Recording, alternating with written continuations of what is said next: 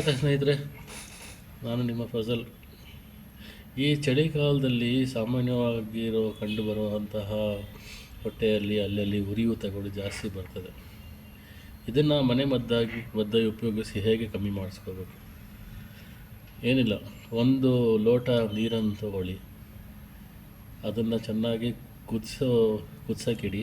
ಅದರಲ್ಲಿ 1 ಚಮಚ ಹರಳೆಣ್ಣೆ ಹಾಕಿ ಮತ್ತು 1 ಚಮಚ ಒಣಶುಂಠಿಯ ಪುಡಿಯನ್ನು ಹಾಕಿ ಇದನ್ನು ಚೆನ್ನಾಗಿ ಕುದಿಸಿ, ನೀರು ಅರ್ಧ ಆಗೋವರೆಗೂ ಕುದಿಸಿ ಅದನ್ನು ಕುಡೀರಿ.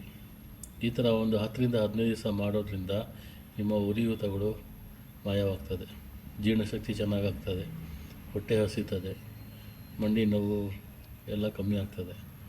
ಇದನ್ನು ಪ್ರಯತ್ನ ಮಾಡಿ, ಆರೋಗ್ಯವಾಗಿರಿ. ಶೇರ್ ಮಾಡಿ, ನನ್ನ ಚಾನಲ್ನ ಸಬ್ಸ್ಕ್ರೈಬ್ ಮಾಡಿ ಯಾರು ಮಾಡಿಲ್ಲ ಅವರು. ಧನ್ಯವಾದಗಳು.